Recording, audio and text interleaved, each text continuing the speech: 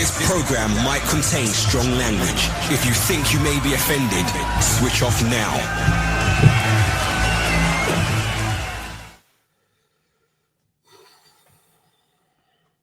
Hello, everybody.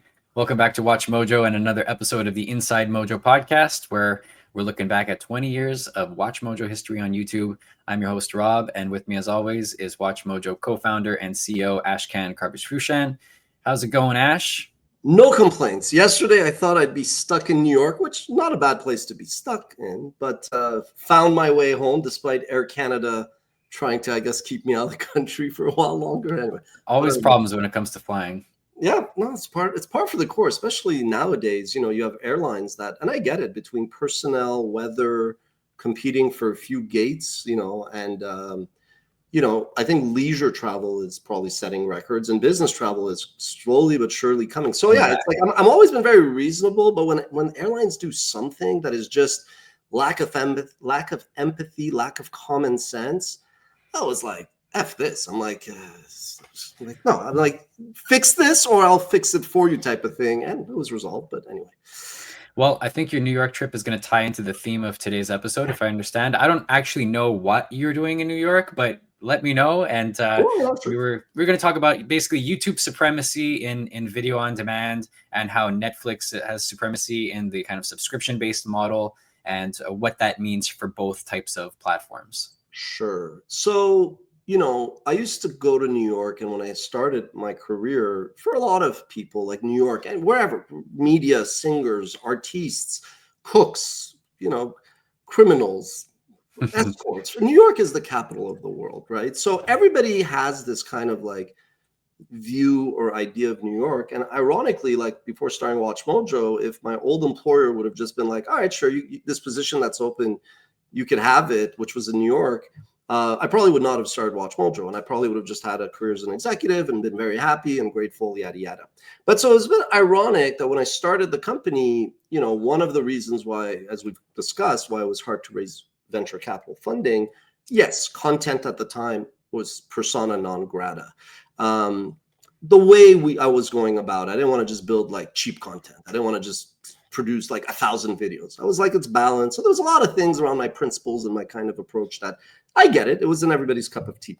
But one of the other reasons was they're like, the guy, and I got this. Let's say if the VC was in Boston, New York, or LA, they were like, if there's a problem, I need to be able to just get in a car or walk over type of thing. Mm-hmm. He's like, I don't want to, like what I experienced yesterday, I don't want to get on a flight unless, again, you're like the next unicorn or something. Yeah. All excuses, but valid. So in 2008 and 9, Christine, co-founder and my spouse, we actually moved to New York. Like we spent I would say imagine if we spent like 8 months out of 12, we'd go for a month or two, come back. Mm-hmm. The team was smaller. And it's funny, I loved it. Like I lived in New York for that year, basically. Loved it. Really further grew my network, learned a lot because that's like the major leagues, right? Like that's where all the pros are in media. Yeah. But I did come to the weird conclusion that I was like, yeah, I don't actually need to be in New York, because even when I'm here, okay, there's some other excuse. The VC doesn't like my, rugged good looks or something. There's some reason. And it was just like, okay, New York was just, they were adding it in to all the other reasons. And then we also wanted to have our second daughter, which if New York's super expensive, right? So it was just for a lot of reasons I came back, put my head down. But I would go back 20, 25 times a year. Loved it again. I was always very lucky. I was like, some people for work, they go to Kansas. Nothing wrong with Kansas. That was what my friend was saying. And I was like, well, what do you do in Kansas? He's like, just eat barbecue ribs, But I was like, what else? He's like, pretty much that's it, right? Whereas New York tastes great. Yeah. It's also, New York is also funny because it is like, when I travel, I'm like, every country has very beautiful people, But New York, it's like the Babe Fest Olympics, where like the world sends all their hot people there. So you just see this, like, I look at your eyes. I thought that was Los Angeles. I don't know. I never. Los Angeles is more one-dimensional, like not in a bad way, but there's very attractive people. But New York, you get the Olympics. It's like the World Cup. They send their best. It's just, anyway, let's get back to business. So long story short, it's not a coincidence that as WatchMojo took off, and I did not need to either prostrate myself to VCs for funding, or to quote Roger Sterling, was it, from Mad Men? Do you know how many hand jobs I had to give, type of thing? That's like Madison Avenue, right? That's like the world of advertising. And that's the beauty of YouTube. It democratized not just production and distribution, it emancipated storytellers. Like, you don't really, I mean, of course you need funding, you need sponsors, but you don't really need it if you could just program, build a community, build an audience. So 2 weeks ago when I was in Rio, it was like, yeah, the last time I spoke at Web Summit, I still had to explain to people the future of storytelling will be video, shorter form, more authentic, YouTube. People were still like, this guy, I don't know what he's saying, but now when I went to Web Summit, yeah, it was like everybody's a creator. Everybody gets it. Like, why am I there to convince people, right? So it's more about where the world is going. And where the world is going is YouTube is television. YouTube is entering its golden era. And so this week in New York, what was a bit weird for me was, yeah, this is like a recap I did on Context is King. It just looks at a lot of stats and data, some of which I will touch on. So right now, it's a very bizarre time for me where all of these things that I was saying and like over and over and over again to creators to join us or to advertisers to work with us or to investors, and they all were like, yeah, I don't know. And everybody was just an opinion, right? And now it's like 180-degree different. Everybody gets it. Everybody wants to be on YouTube. Every brand wants to advertise on YouTube. Every media company wants to make up for lost time. And so to connect the dots, for me, it was weird because I was like, there was a sense of vindication, but I was also like, again, when I tell entrepreneurs, your journey is not going to be like get rich overnight or anything like that. It's a long ass journey. And it took a decade. It took 2 decades even. And yeah, so why was I in New York? Board meeting.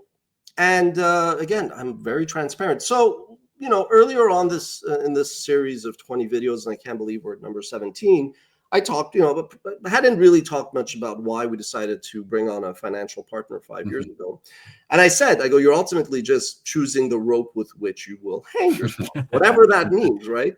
So when you bring on investors, I mean, in a way, it's like if you're a pro athlete and you get drafted, you have one objective. You have to win a championship for the team that drafted you. Yeah. Sure, you want the set a record for goal score, and maybe like you really want to beat some team that didn't draft you, but that's all noise. Your only thing is to win a championship. So as an entrepreneur, historically, it was you wanted to walk to the beat of your own drum. Now, whether you were driven by a purpose or principles or profit, that's up to you. But it was like you basically were independent until you died or you sold your business. But in this era, you generally eventually bring on investors, even if you don't need them, because investors have created this whole universe of let's go raise money from pension funds. Let's go raise money from wealth sovereign funds. And let's go find opportunities of well-run businesses such as ours to basically create value. So 5 years ago, when we brought on our investors, I did understand that I was making my bet. I didn't want this to be like as I said, if the plane goes down and I'm not there, the company will go on, but administratively, it's a bit of a headache. It's like I have an obligation to you guys that you get paid, that like your benefits are not like, run out or whatever. And so I kind of was like, if we bring on an investor, aside from the financial reasons why I would consider it, I was like, it did seem to me like we professionalized the company. But eventually investors, they're not in it because they care about your product per se. They're not in it. It's not a passion project for them. So eventually your job as an entrepreneur is to give them a return. It's to give them a liquidity event. Yeah. I feel like Matthew McConaughey in Wolf of Wall Street in that scene with the martinis, but that's what it is. It's kind of like you decide, you could take, what's the expression? You can have the cash or the crown, but you could be independent or not.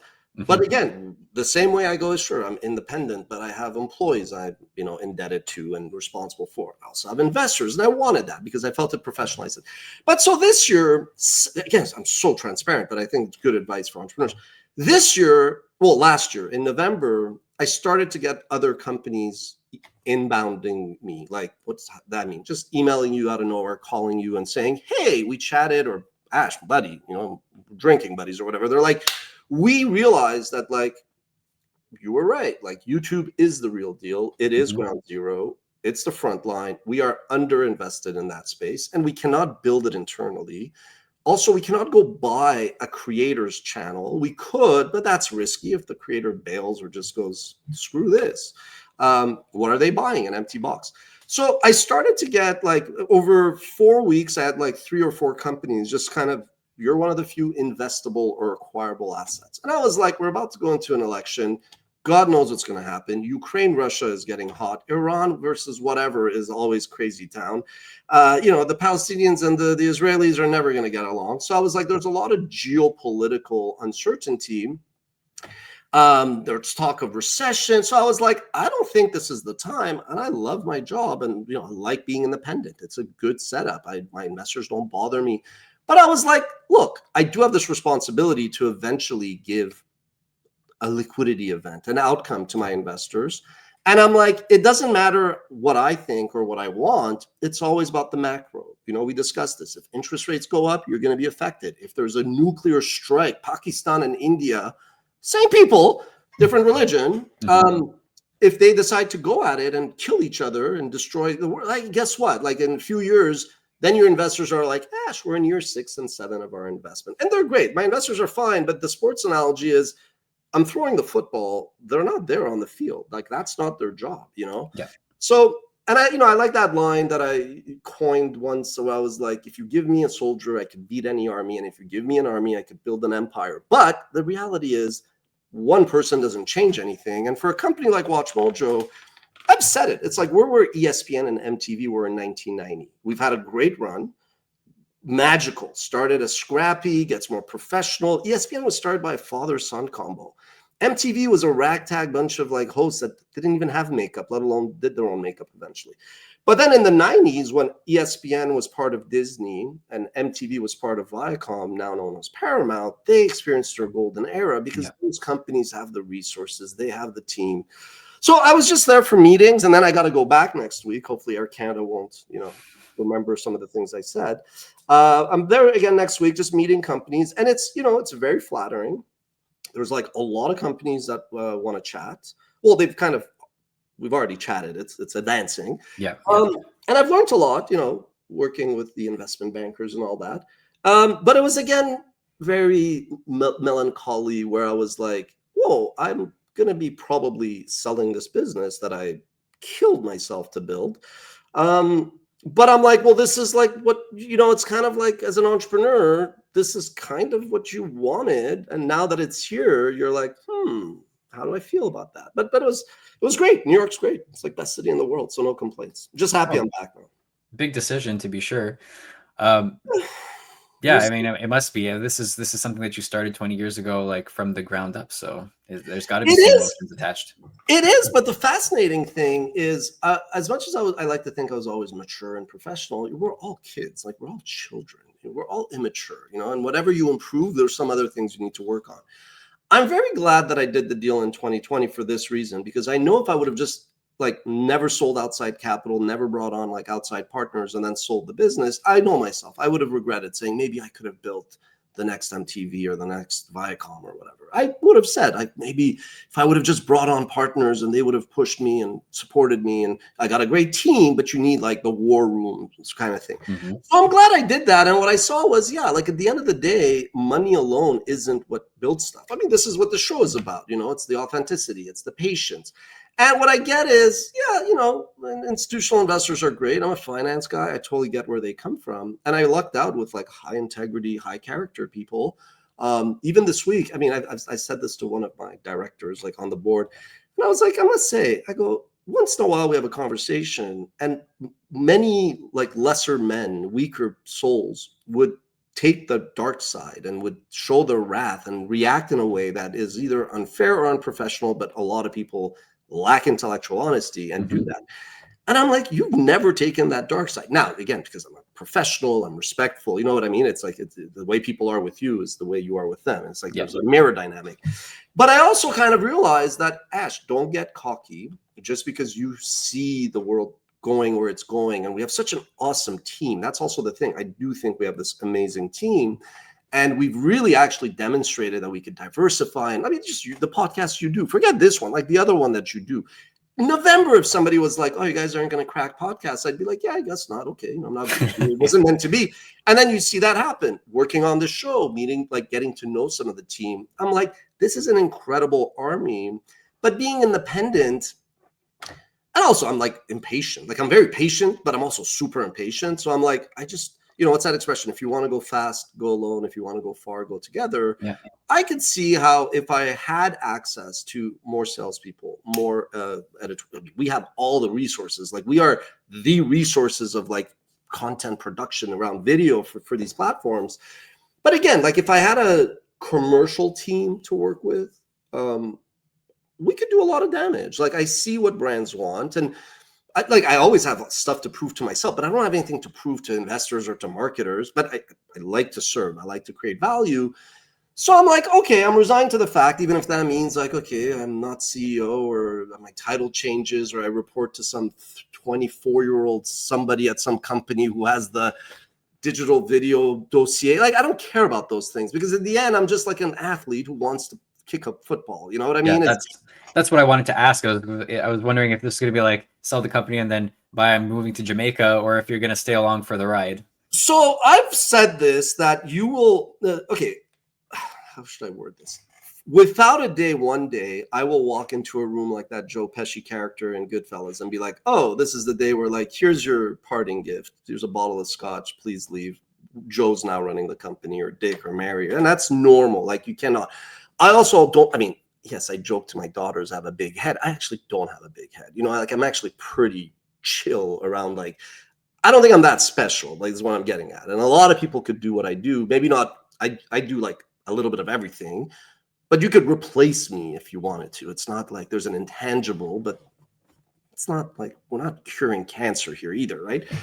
But it is perception. So the funny thing is, given that we have a lot of, and this is really meant to be tips. I'm sure my investment bankers, if they see this, they're going to be jumping out of the building. I'm sure my board is like, shut the F up. But again, like I never had access to this experience. And if it's useful to somebody, great. So I feel it's a bit of like reverse psychology. Do you remember what I said that way back when I was thinking of raising VC? Sometimes they'd be like, should you be CEO or should we bring in an experienced guy? I was like, this is the way psychology works. If I say I want to be CEO, you're instinctively going to go, no, you should be chief Mojo or chief this or that, but we're going to go bring John Smith who did this or that. Okay. But if I say, no, I don't want to be CEO, you're like, well, then there's no deal. You're the company. Where I'm like, I'm not the company. There's all these other people. So that's psychology. Right. So it's the same way that if I were to say, yeah, I'm done, man, mic off, mic drop, 20 years. Okay, first of all, I'm not that kind of person to just go live and drink champagne and eat oysters and, You'd be bored, I think. I'd be bored very quickly. I do a little bit of that, and then I'm like, I need stuff to do. But more importantly, if I were to say, yes, I don't want to do a deal, I think the buyers would be like, okay, well, how does that affect the risk profile? And are we comfortable? And then it puts a bit more pressure on my team, who's amazing. Our executive team, you guys, the whole company, there's a lot of talent here. But I do think that would be like not honorable. And I don't think that is the role of an entrepreneur in this situation. It's like, Ash, be a pro. It's like you got drafted by a team, you sign with the team. If when you're a free agent, you want to leave, go. But I don't think it would be fair to my investors and to my team if I was like, I'm going to live on a yacht off the Croatian Adriatic Sea and eating a lot of oysters and, partying with models. Like, that's just like, they would be like, well, all of a sudden, like what we thought you were, clearly you're not, because that's my right, but that's not the right thing to do. Right. Now, if alternatively, I was like, I'm drawing this line in the sand and you will not have any say in this. And I want this. And these are my demands. And I am the CEO for life. They would be like, this guy's crazy because we're buying your house. Yes, where there's a transition period.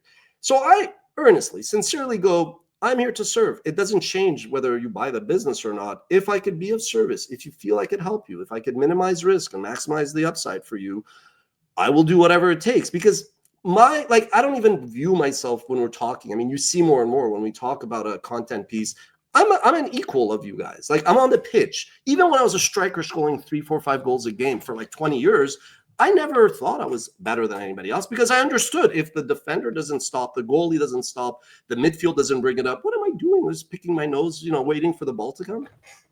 So I'm approaching it like that. And I won't lie, I think the buyers are super like happy and relieved, because they're like, he also gets it that maybe if down the road, we may want to bring somebody that knows how our business, the acquirers, is structured.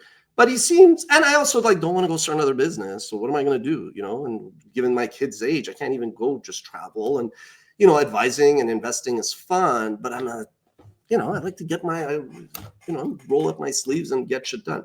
So that's also interesting. And again, like I do think the value appreciation of ESPN and MTV in the 90s was staggering. Like what they did, like I actually like to think WatchMojo was like, okay, it's smaller, but it's like a really well-run business. It's like everybody that looks at it is like, you guys are really, really good. But yeah, so this is something I had done for a class when I was teaching at McGill. So, and this was when I was still telling people like YouTube is like cable and what cable did to TV. But so Viacom bought MTV for $667 million in 1985. MTV was funded only 12.5 million, which is like 12 million more than what we used. And it was actually funded originally by Warner and American Express. But then, like at its peak, it was worth $10 billion. Now, whether or not MTV today is as relevant as it was then that's not up to me to say. But MTV's value basically appreciated in the 90s when it was owned by Viacom, and they really got behind it. And again, as a historian and media guy, like the patterns are pretty clear. You know, there's always a brand that starts off, but then for really to crank it out, you do need like a commercially minded partner. Right. So like this whole conversation kind of got started off with how YouTube is at the top of its game right now after 20 years. So let's shift back to that and talk about YouTube versus Netflix. Because before the kind of like recent developments of your New York trip, that was supposed to be the core of this episode, right? No, I mean the idea is if you see actually the through line, so it's all related, right? So YouTube and Netflix, I think the media and the users kind of put them like as peers or in the same pool, because they are sources of information, but they are really like just two very distinct things. YouTube is revolutionary, right? If it was a nation with 2.5 billion citizens or users, it would be larger than China and India. It democratized production, publishing, distribution. But the reason why it's revolutionary is because it redefined the definition of quality, right? It created this whole new type of celebrity that before was crazy. And it was mostly the production style, that it was just looked very different. If you showed YouTube style videos to somebody that was like in the 80s, let alone even before, it would just be like, they wouldn't even know what they're watching. And then TrueView really, really changed the game, because skippable ads meant that users now had the power to choose which commercial messages they wanted to sit through and not just what content. Revolutionary. I mean, to me, it's the most disruptive product of all time. Like I challenge anybody to tell me something that affects as many people. Like I think Uber is quite impressive when you see their global backbone, but it's still a taxi service that is just, you know, using technology and certain things. It's super impressive. Netflix to me is evolutionary. I don't mean that as a knock. It's one of the best run companies. There's so much about what Reed Hastings, Ted Sarandos, and others have done there that I look up to, but it's really an evolutionary like play on TV and theatrical productions, right? It's just the same content, but oh look, we're going to basically, make it more convenient. It's the same creators, more or less the same economics. It's not revolutionary in any sense. Although, again, I own shares in both these companies. I love them. These are both two of the most impressive businesses. But when it comes to like paradigm shifting, YouTube is it. But the main difference is that there's so much TV ad dollars that are still being spent on television, but with audiences shrinking, the ROI, the return on investment, or even like the per viewer metrics don't make sense for marketers. The marketers are like, why are we spending all this money on TV? Especially now YouTube is pulled ahead in terms of, where people spend their time. And this was 9%, I see, last year. This week, the number's up to 12% for YouTube. So YouTube is just starting, right? Like all these people are not watching TV, they're online, but YouTube is still tiny compared to what its potential could be. And the reason for that is because advertisers are also like, it's a bit of a alchemy, right? It's art and science. They generally just repeat what they've been doing. Oh, we'll sponsor the Super Bowl. Oh, we're going to run ads in local. Oh, we're going to run this campaign on some news show locally. But whenever there's a shock, whether it's a recession or whether there's like interest rate changes or war or something happens where advertisers pull back briefly, when they resume, they don't go back to the inefficient thing. At that point, they're like, let's do search. Let's do display ads. Let's do video now. So YouTube is effectively going to grow by leaps and bounds each year because that's just where the audience is, right? And there's still inefficiency in TV, so they're going to benefit. So the point was to bring it together that, yeah, like media companies now are in scramble mode. And that actually is if you're not yet like an entrepreneur, but you're entrepreneurial, there are a lot of opportunities at different media companies and brands who basically want to be more active on YouTube. And this graph is really, really key because for the longest time, even though it's a bit of an apples and oranges, Netflix, which generates money because you pay them $10, $15, whatever it is that you pay them each month, that's how they made money. Whereas YouTube really, yes, some people have YouTube memberships and, to skip ads or whatever, but by and large, it's a free ad-supported platform. But historically, YouTube revenues surpass those on YouTube. But what do you think happened around COVID? And this is just accelerated. Basically, COVID was an accelerator of history. What was going to happen to YouTube in like 2025 started in 2020. And if you go to the next slide, I think YouTube's revenues are just growing. So this is just why YouTube won, which I think, it's like, so the main points, we don't need to go through all of them. I do think Sequoia, their VC, being just a more risk-taking firm, they invested in Apple, Google, many incredible businesses. YouTube was a lot more comfortable with like fair use and copyright content that was uploaded by fans. Whereas its competitors, its peers were like, well, we can't let this happen. And then there was like a lot of small things like Flash Video, where you could embed a video on any page, which we take for granted. But I mean, at the time, it made things go viral, right? The Google acquisition, which is key for the context of advertising, because Google was already the most successful advertising business in the world, but only search. It bought DoubleClick, which gave it an entry into display. And then it used the DoubleClick backbone to then really, really drive scale and efficiency in video. And then legally, they fended off anybody that would sue them. When NBC Universal threatened to sue them, they said, try. When Viacom sued them, they drew them to a stalemate, meaning basically Google won. And then Google punted on monetization. With TrueView, it was like, skip an ad. I'll never forget, I was having lunch with MetaCafe CEO, I think Eric Trachtenberg, I believe. We were sitting there and I was like, how's life, this and that? He was like, if I could be honest, he was like, YouTube is killing us. I'm like, why? Just in terms of market share? He's like, no. He's like, those mofos just put skip ad like an order. They're not even saying like, do you want to not see this? They're instructing people to skip ads. So now brands are coming to me saying, do you guys also offer skippable ads? He's like, we don't want to offer that. Even MSN, owned by Microsoft, they're like, what? What is YouTube doing? So YouTube scorched earth policy. And then it just kind of like outsmarted its, enemies, frenemies. It was nice enough when it had to, but ruthless enough when it needed to.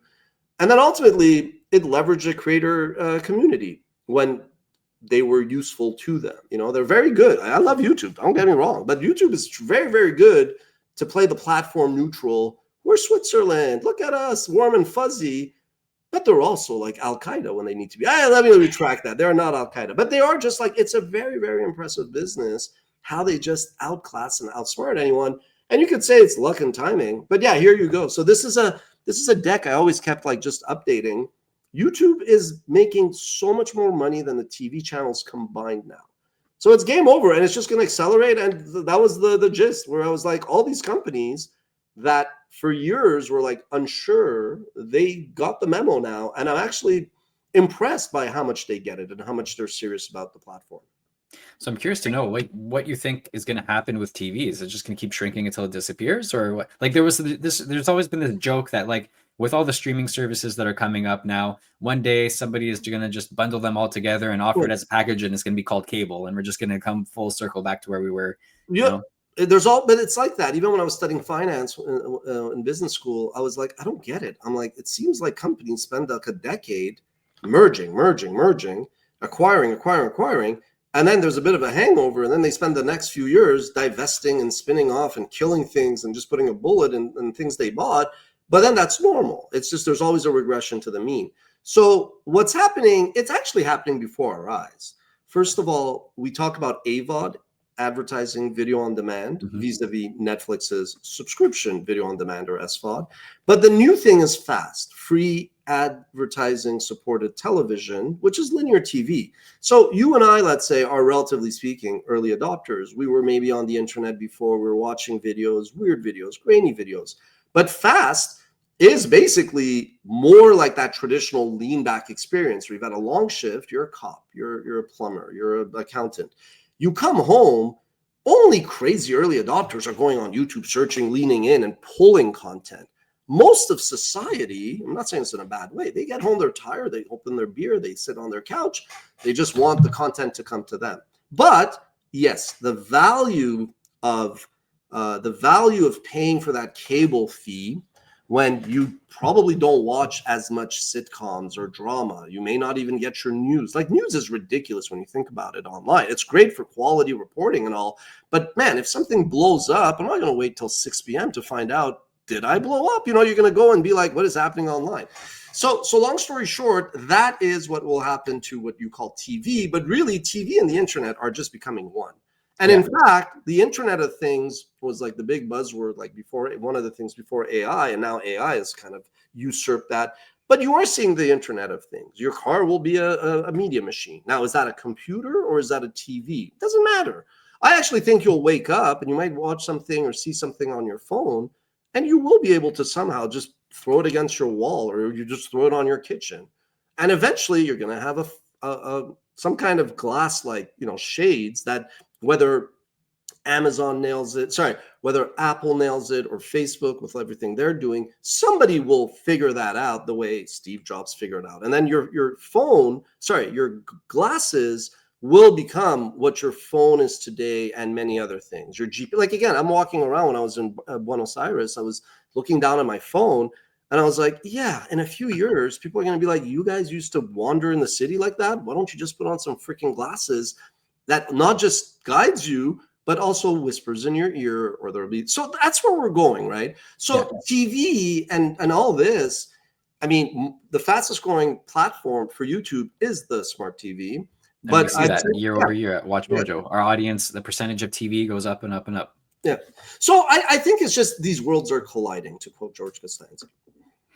We also have like Neuralink now too, so like it's not even difficult to see much farther into the future where we'll be able to, I don't want to say it. I am not like usually an early adopter for stuff like that, but if there was a safe way that you could not have like goggles, but just have some of the things that you generally look up and research and all that, like, embedded in you. It sounds crazy, but I mean, the Big Brother knows everything I do. Between my mobile GPS and my financial footprint, what does the government or whoever not know about me?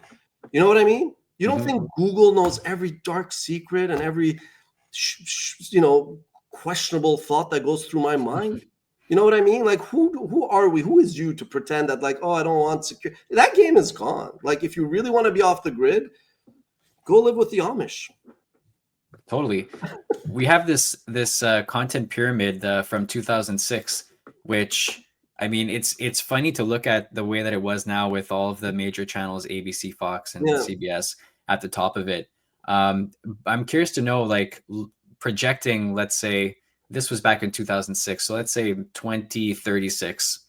What does this look like? A pyramid of this type? I I don't know if we have it, but I actually updated this a few years ago where I was like, yeah, I can't talk about this anymore because right now Disney blew up its business and they're embracing whereas before there was no economic incentive for the super premium guys to focus on the web, creating a vacuum for us.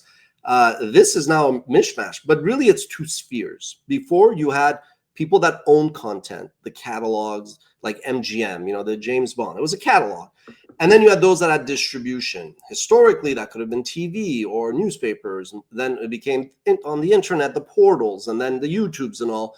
So these two worlds merged, right? Like Apple produces shows. They may not care about it. It's a rounding error for them. It's more like marketing. It's branding. It's goodwill. And then on the flip side, you also have companies like Viacom, Paramount, that only had, let's say, catalog, and they would license and create shows for others. And then they decided to get into the distribution game and launch like Paramount Plus. So where the world is going, yeah, I think, as you said, Neuralink, that path, I think we are entering, and we already are. It's more, it'll accelerate. I think we are living in like this 247-365 era of constant commerce, communications, content. Is it healthy? Probably not. Is it sustainable? Does anybody really have a choice? Because at the end, you also have like globalization come into this piece, right? Like in Brazil, they never really invested in landlines because at some point they're just like, let's just embrace mobile phones. So that's why there's a lot of penetration early on, like in countries that were emerging, because they were like, we don't need to invest in the old way of doing things. Yeah. That's why, like when I worked in financial services, I was quite impressed with Canada's tech backbone. But I was like, okay, if you're not in like the main 3-4 cities, Montreal, Toronto, Vancouver, even if you include Ottawa, Winnipeg, or whatever, all of the rest, you have to serve them. And it is easier to serve them like online than go there and invest in,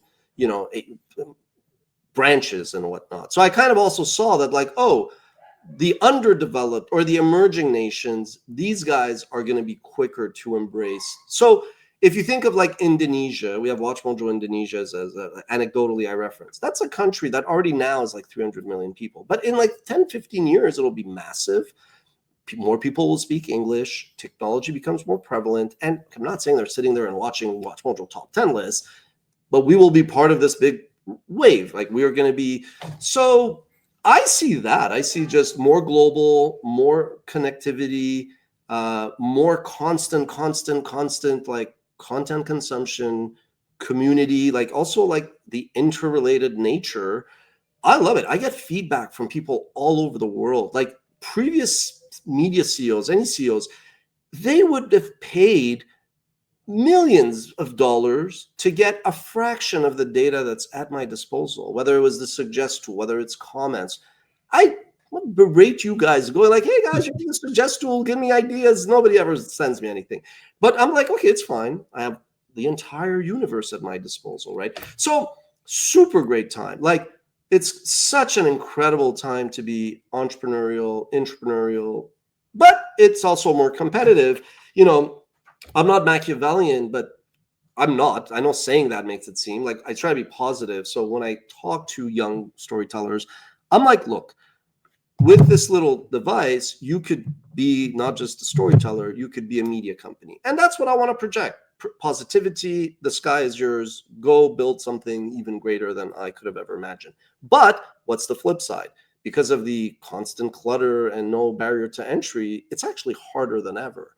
Like when people go like, would AI disrupt you? I'm like, AI could disrupt us if we're a bunch of morons that don't realize what's going to happen.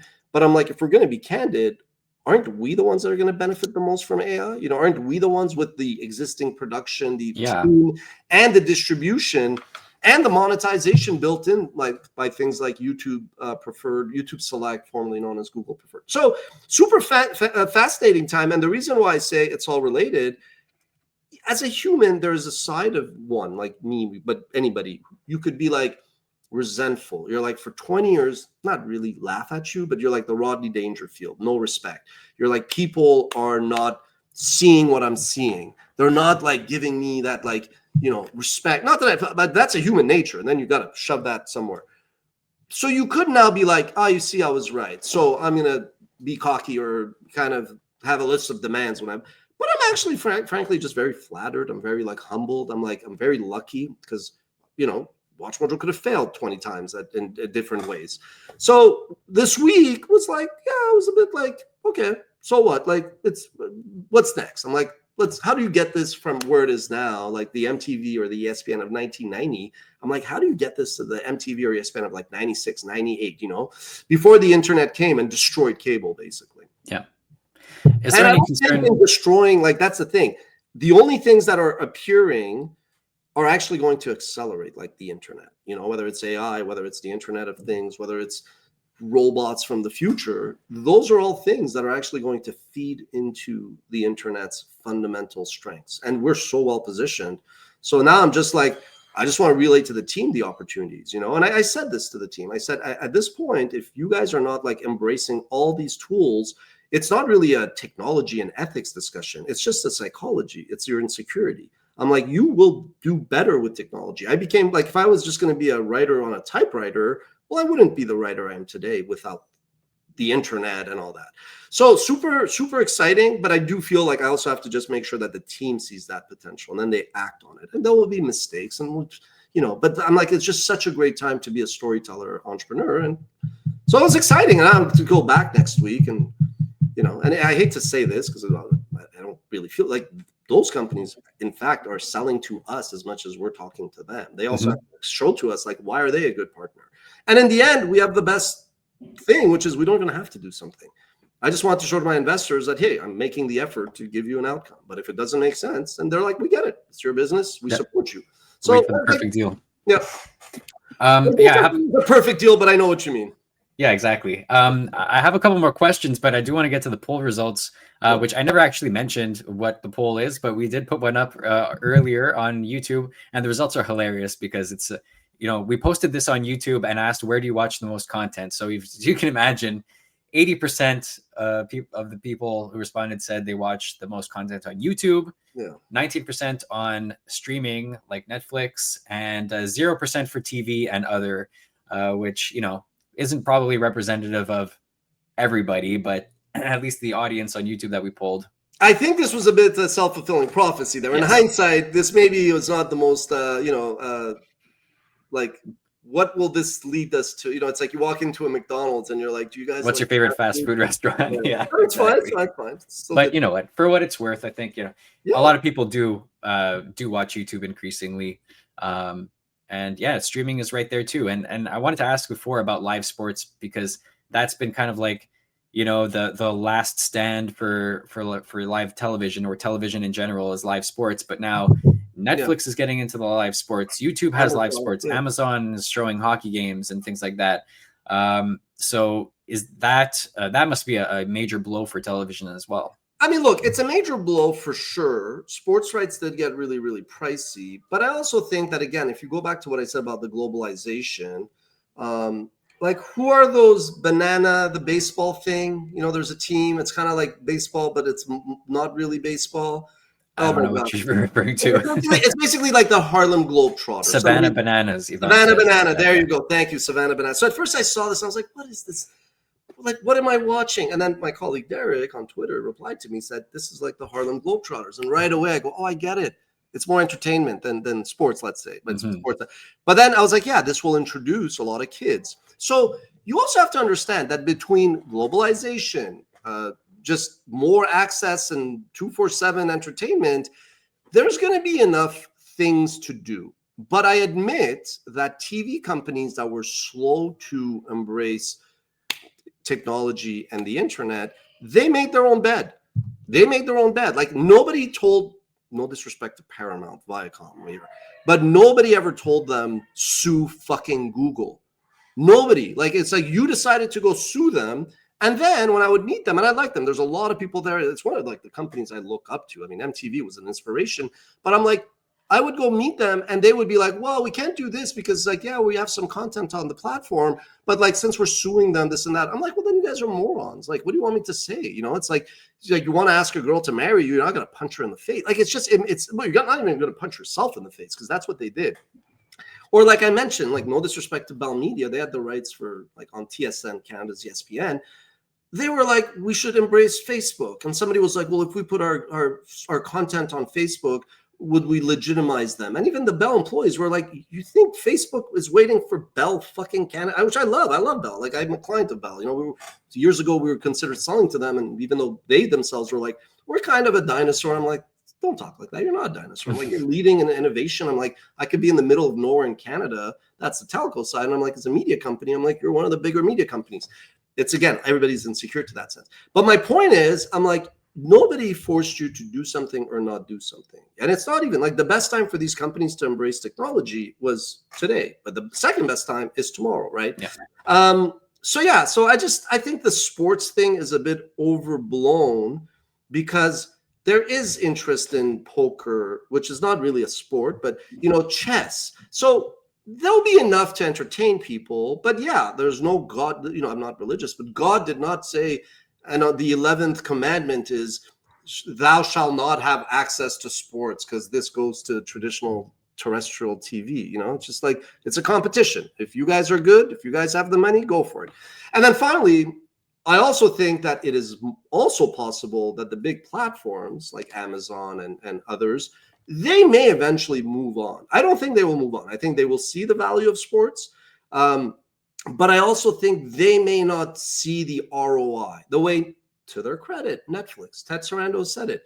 He said, we will maybe do like they're doing WWE, but he's like, we may do shoulder programming around like the F1. He was like, I'm not sure we need the sports rights, you know, whereas Amazon also, they did a tremendous job with their hockey broadcasts, like in terms of quality and all that, but they may never feel the need to have every game. So what will also happen is fragmentation, and that's the younger generation will live with that, whereas like our crew and older finds it demonic. You know, it's very annoying for the consumer. It's so annoying. When I was in Buenos Aires, I was trying to watch the Canadians, and it was hard enough. I had to like download a VPN, and even though I'm a paying client of Bell and multiple services where I could in Montreal watch them, I was like, I don't even know where this goddamn game is on tonight. You know, that's the first thing. So it's fragmented, and yes, there will be, again, like a regression to the mean. There will be bundling, but at the end, we just have more content, right? It's like somebody complaining that like the lounge at the airport doesn't have their favorite vodka. Like, dude, you're in an airport. Just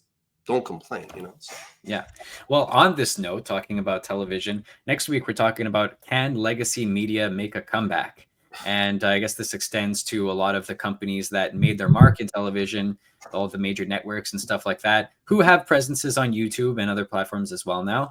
So that should be a good one as well. That should be good. Yeah, I think what I'll do for that is I'll kind of bundle it between, let's say, the traditional print guys like Washington Post, New York Times, LA Times, and then I'll do like, let's say, the TV networks, cable, whatever, and then we'll give them like a report card. Like, so we'll look at like, what has Paramount done? What has Comcast done? You know, NBC. What has CNN done?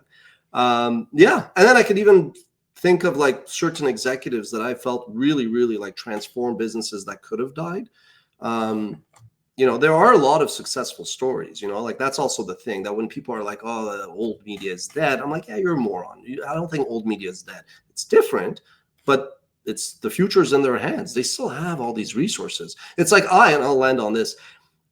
As I say, the glass is the glass. You choose if it's half full or half empty. We have more resources than any other like creator, you know, category economy and like our cohort group. So, and I'll bring it all together, but it's not money. Like we have investors that could put up more money. The key is it's that desire. It's that patience. It's knowing that you're going to have to tinker. And whereas before you had a bunch of MBAs sit in a boardroom and make a decision about which brand to launch. Yeah, now it's a bit more personal. It's a bit more humane. It's a bit more authentic. And those are areas that I think play well to our strengths. And it's just, it's I know that it's contagious, but it's the greatest time to be a storyteller entrepreneur. Like that's as simple as that. But you got to wake up and produce the content and, you know, take the heat, but it's the best time ever. Absolutely. Great note to finish off on. Well, yeah. Have a great week. Enjoy your other trip to New York. So maybe we'll get some updates on that next week. And next week, I think we should also do the show on Friday for the same reason, because Thursday I'll be busy returning from your. All right, sounds good. Thank so everybody, meet us back here next Friday for another one, episode 19. We're coming close to the end. I don't know what's gonna happen next, but I need fireworks, something. I gotta plan a big. Anyway, we'll see. All right, take it easy, Ash. Cheers. Bye, everybody.